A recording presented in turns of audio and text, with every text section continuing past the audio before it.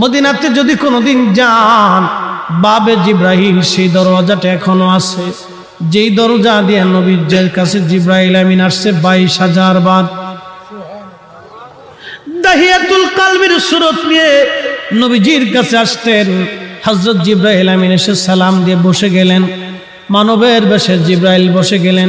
ইয়া রাসূলুল্লাহ, আল্লাহ পাঠিয়ে দিয়েছেন, আল্লাহ সবই জানেন, ভিতরে বাহিরে প্রকাশ্য অপ্রকাশ্য আগে পরে, আপনার অন্তর ভিতর বাহিরে সব আল্লাহ জানেন। তারপরও আল্লাহ আমাকে পাঠিয়েছেন আপনার কুশল জানার জন্যে।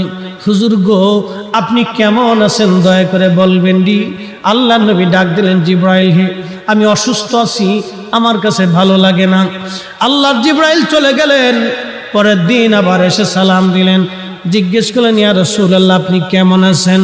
জিব্রাইলকে নবীজি বলেন, জিব্রাইল রে, আমি তেমন ভালো নাই, শরীর অসুস্থ, আমার ভালো লাগে না, অসুস্থতা আরো বেড়ে গেছে।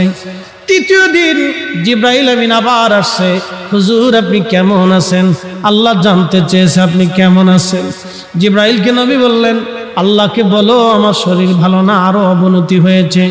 চতুর্থ দিন জিব্রাইল একা আসলেন না, মালাকুল মউত আজরাইল আলাইহিস সালামকে নিয়ে আসলেন।